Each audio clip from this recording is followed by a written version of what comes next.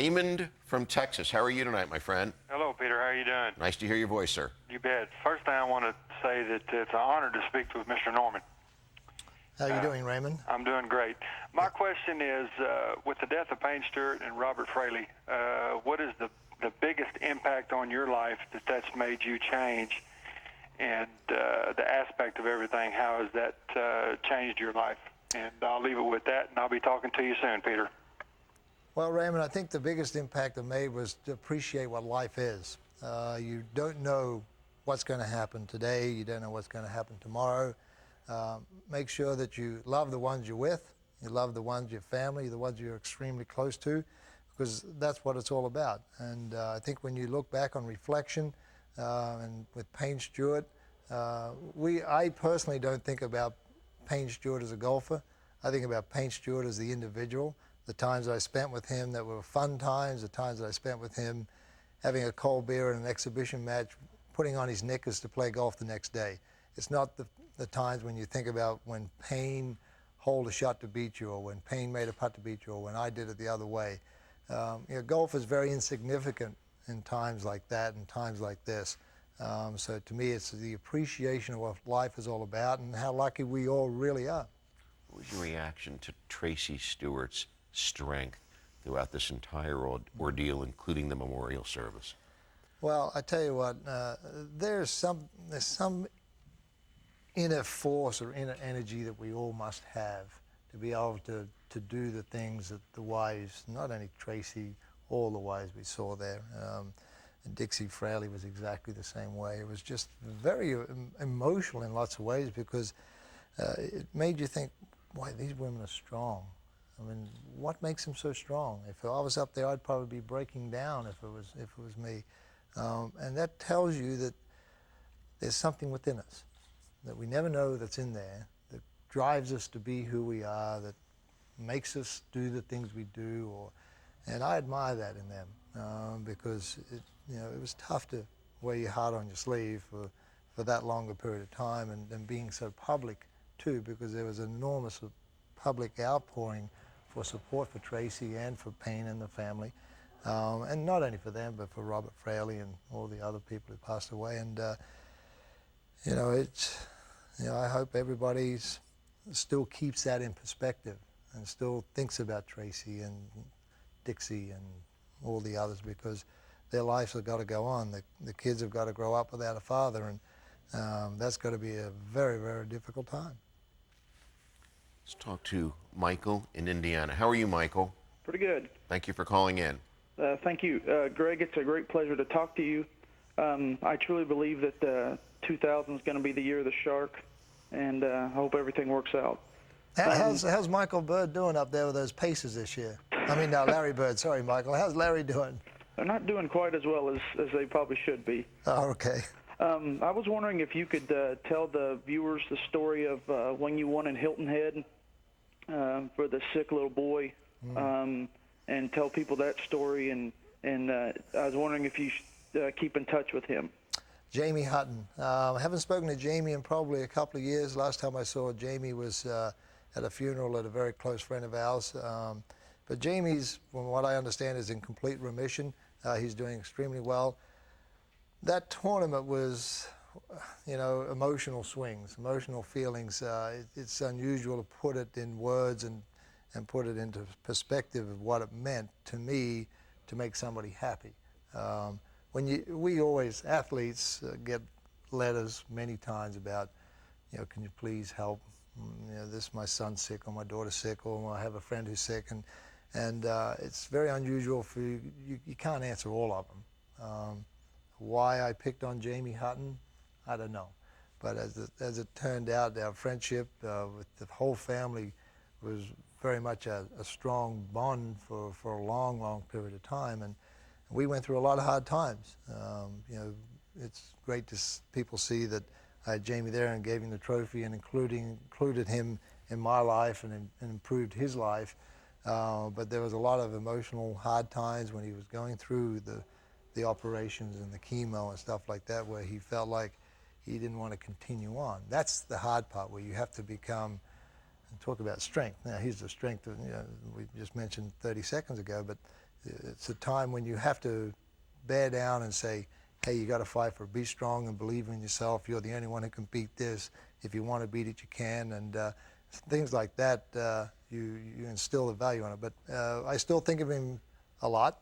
I still, obviously, people like yourself call up and wanting to know how he's doing. But right now, I believe he's in complete remission and extremely happy and healthy. We'll come back and take more of your calls in just a moment.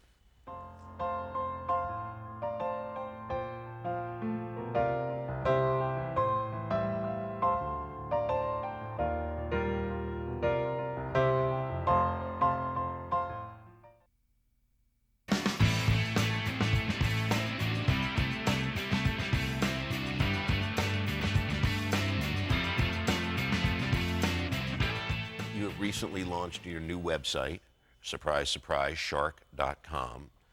Why did you do it, and what are you going to try to accomplish with this? Well, Peter, I did it for a couple of reasons. First of all, I took my time.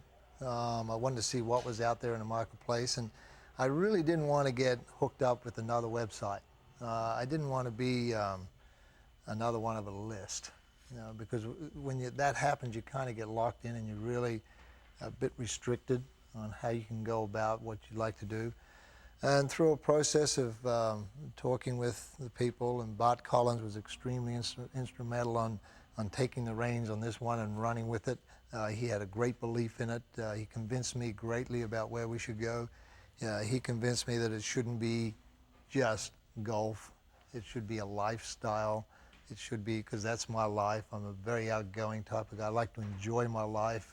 You've seen some of the clips where I get on fighter jets or I dive with sharks or stuff like that. I enjoy that. So we wanted to do it more of a lifestyle. And in doing so, we opened ourselves up to a totally different audience. Clothing line, because I travel so much. What are the great hotels of the world to stay at? What are the good resorts? What are good golf courses? What aren't good golf courses? And all those type of things. And you know what I really love about it? It's the first time outside of this interview is that I feel very confident in voicing my opinion, because it's a free avenue of speech. Nobody can judge me. I can be an editor and write an editorial without being judged. Because in the media, when you sit in a media press conference, there's certain media in there who don't like you, and they're going to be judgmental on whatever statement you make. But at least here I have a clear, uncut release of what I want to say. And I think that's important. And I think the people who read it, and it's not just necessarily on golf lots of times, when people read it, they're finding this is an unedited version of exactly how Greg Norman feels about a specific topic. So it frees me up, and I enjoy it so much from that regard. Let me read you a couple of the questions that were sent to your office that was sent in turn to me from Jack in Seattle. The 7-year plan is over. What's the new plan? Well, Jack, that's a very good question, because the 7-year plan was implemented in 1993 because I didn't want to be just a golfer. I love golf. I play golf with a passion, but I knew there was going to be a time, Peter, when I had to walk off the green grass and do something else. I didn't want to just keep playing golf until I was 70, 75 and just hang around. I wanted to do something different. So I started sitting down and kind of studying what other golfers have done with their careers. I looked at Arnold Palmer, I looked at Jack Nicklaus, I looked at the Byron Nelsons, the Ben Hogans. I kind of took an eclectic look of where everybody else has gone up until my era. And I thought, wow, there's a bit of an opportunity here. And I took that direction. I believed in myself. I wanted to be the master of my own destiny. I wanted to have people working for me. When I sign the check for the salaries each week, they know they're working for me, not working for somebody else. And I built up an extreme amount of loyalty that way. I've got people who've been with me since day one, and they've seen the vision, and we talk about it, and to me that meant more to me than anything else. So that was part of it. So when the year 2000 came along, I was going to be 45. Well, I will be 45. So I didn't want to say, okay, now am I going to hang around for another 5 years and play the seniors tour? Or am I going to structure myself in such a way where I can go off and do other things that may interest me? So it took me 5 years to implement the 7-year plan. Fortunately and luckily for me, because of the people I have working for me and around me, I got ahead of the curve on that. And I feel extremely proud of that, because I do have a great organization of people, I have a great organization of businesses, and the wonderful part I love about it, probably over all of it, Peter, is it's private. I'm not under a microscope. I'm not questioning why did I hit that 4-iron at 1986 U.S. Masters instead of hitting a hard 5-iron. I'm not under a microscope, and now I can make decisions that are free for me to make a decision. If I make a mistake, nobody sees it except the people in the office, and I accept that responsibility. But at the same time, you're building something. You're building something for not only yourself, but for your family, but for the people who work for you. And to me, I get a huge sense of pride and satisfaction out of doing that. Let's pick another one. What's your daily fitness routine? Joe in Alabama wants to know. Well, Joe, I have had a very, very fortunate situation where I found a guy called Pete Drayovich. I'm talking about people who are loyal and hang around you and care about you. I met Pete Drayovich just around the turn in the early 1990s, 91, and Pete's been with me ever since. What does he do? He's my trainer. He's been with me through thick and thin. He's maintained my work ethics in the gym. He was in the operating theater every minute during the surgery. He was there every day for my rehab for the last 18 months. So, you know, he's put me on a wonderful program. So in answer to the question, I have about 5 or 6 programs I do. I do everything from cardiovascular, I bike ride 23 miles. Daily? Not daily, because I don't want to get into the same thing all the time. I've done up to 100 miles a week, maybe more. I love bike riding. I love free weights. I love working out. Cardiovascular work I enjoy. You know, machines. And Pete's got me on a ball routine. He's got a wonderfully balanced program where I never get bored. So if I go away on a trip and Pete's not there, I can take a program with me and work with it 3 or 4 days a week. So, and all the other things that I enjoy doing, like bow hunting in the mountains with my dear friend Billy Wheeler, the conditioning keeps me able to do that, because now I can get up at 9.5, 10,000 feet and hike all day long. Can Billy? Billy? No, Billy can't. I hope he's watching. Billy, we'll be right back. Don't go away. Well, actually, we will take calls next segment, I promise.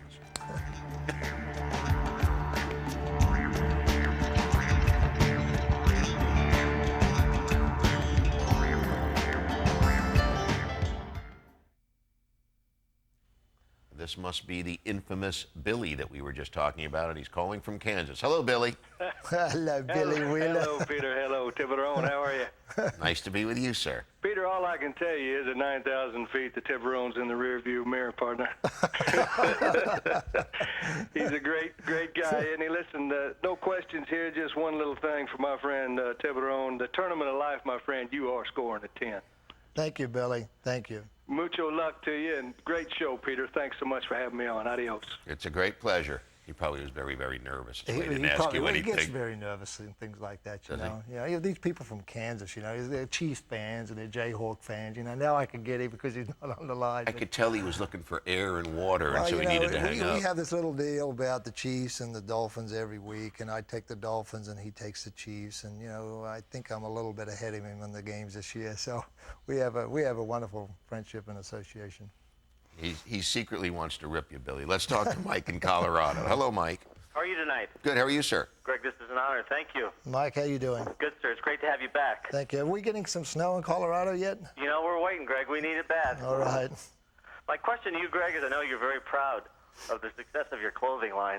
I wonder how much you are actually involved with the final product. Mike, I'm very much involved. I actually make trips to New York to the office when we do our spring line. We do our boys line. I like to pick out the colors, the boards, kind of like the storyboards. So I'm very instrumental. I like to be instrumental in our marketing approach. I like to be instrumental what direction we're going to go, considering what athletes we're going to go, what are we going to do, where's our next inline business. So I'd have to say, yeah, I'm very busy with it. Roger in Georgia. Your question, sir. Taking my call, Peter. Welcome. It's an honor to talk to your golf hero.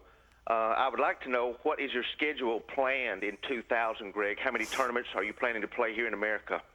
Roger, I'm going to go back to a full schedule. I touched briefly on it before, where Dr. Hawkins, who did surgery on my shoulder, we were on an 18-month time frame of rehabilitation, redevelop the shoulder, and it's a thing called proprioceptives. Proprioceptive is retraining your muscles. It's where your muscles go during a golf swing or whatever motion you do. And I had to retrain those. So I saw Dr. Hawkins about 6 weeks ago. Now I can go back and start hitting 400 or 500 balls a day, which I'd love to do. And now I can feel my golf game getting better and better, and that now allows me to go back and playing a full schedule next year, which normally is about 20 tournaments a year, 18 tournaments a year, maybe 20 tournaments, and that's 15 in the United States. And then obviously I have to go back to my home tour in Australia. I support that, and a few other events I play around the world. So I'm going back for the next couple of years and going to go back and play, Peter. Everybody's glad to hear that. And you'll also be glad to hear that we'll take some more of your calls as soon as we return. As we leave, here's Greg with a few of his more than 86 trophies.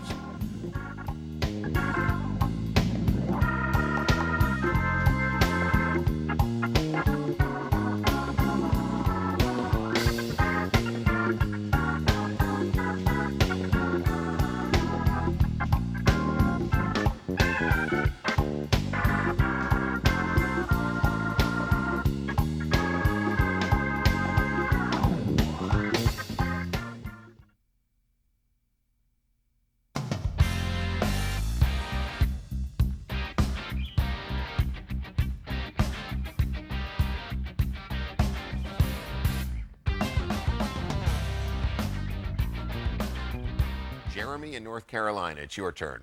Hey, Peter. Hey, Greg. How you doing? Very well, Jeremy. Yourself? Pretty good. Yeah. Just wanted to let you know how much we look forward to seeing you in 2000. And my question was, what is your relationship with Jack Nicklaus? Oh, Jeremy, my relationship with Jack has gone back many, many a year. I remember first playing with Jack Nicklaus in 1976 at the Australian Golf Club, where I cold-topped it on the first tee. It was the most embarrassing moment of my life. Here, my idol, my hero. I'm playing the first ever time I've met the man. I walk on the first tee of the Australian Open, and what do? I put it in the bush, not 30 yards off the tee. You talk about a humbling experience, but ever since then, I've had a wonderful relationship with Jack. I've had situations where I've gone over to Jack and stood in his driveway in the pouring rain and asking questions. He's been extremely open, receptive about answering my questions. I think you look up to people, and you look at them for reasons. And Jack is, I've always said he's one in every 10,000 year golfer. Nobody's going to come next to Jack Nicklaus's records. And he is just that type of individual where he's been not only great for himself, but he's just been a tremendous father. You know, a role model to being a great father is not the easiest thing to do or be when you travel or as successful as Jack Nicklaus. So when you look at those two components, just golf and a father, I got the utmost respect for him because he's done them to the highest of level. So I've always been fortunate to have a friendship with him. I live not too far from him, and now we live a little bit further apart, about 20, 25 miles apart. I don't see him as much as I saw him in the past, but I know that my wife Laura and Barbara speak a lot, but there's a lot of synergies of the way Jack's gone about his life and the way I've gone about my life, and I'm not ashamed to say that I looked up to him and admired him, and I mentioned two of them, golf and fatherhood, and I'm trying to do the same things. What did it mean to you in 1986 at the British Open when he sought you out the night before the final round and said, "There's nobody who wants you to win this golf tournament more than I do"? Well, that was a huge uplift for me because when I was still a young golfer in those days, I'm going ahead trying to win my first major championship. And when Jack came down, it meant a lot to me, because it meant that, hey, the greatest player of all time would really like to see you win this golf tournament. Go ahead and do it. And outside of Laura being the first one on the 18th green at Turnberry, Jack came out of the commentating box, walked down the scaffolding, and grabbed me on my shoulder as I walked underneath and wanted to make a point of being the second person to see me as I walked off the green. So that's a huge uplift because he was happy for me. That's one thing that Jack has taught a lot of people. He's a great winner and he's a great loser. He's happy for other people. He doesn't have a jealous bone in his body. If you're successful, he's happy for your success. And that's the way life should be. If whoever comes along, no matter what happens in life, be happy for somebody who's happy and successful, because that's the hardest thing, one of the hardest things to achieve. And I feel that he's that way. He's happy for you. He's happy that when you become successful at whatever you do. Well, you did that too in 1986, a couple of months before you won the British, and you made that bogey on 18 and didn't get into the playoff with Jack, who was the only guy who was in contention, who stuck around through the presentation ceremony until Jack was able to break away from the crowd so that you could congratulate him on the win, when it would have been very easy to slip out the side door and get out of town. Well, they're the little things that I think are important in life. There's a tournament of life. If you can do that and you can put away the tournament and just respect the game, and that's respect for the individual and the game, and that to me is everything. And when Jack did that to me in July, it's the same respect. And I think I would love to see that maintained forever and a day in this game. If we maintain that respect for each other and for the game of golf will far go beyond anything else, of any other sport ever. And unfortunately, we see a little bit of a change in that, which sometimes saddens me, because the game is really leaping ahead a lot quicker than probably what we can keep up with. And so we have to check ourselves. I think we should all take a step out of our bodies and take a look back in and see what's really happening around us, and maybe regroup in certain circumstances. When we come back, we'll talk a little bit about course design. You'll tell me what you're up to, and as we leave for a moment, we'll take a look at some of the businesses that Greg is involved with. This is a partial list. He's a very busy man. Do you get the sense he's a workaholic? We'll be right back.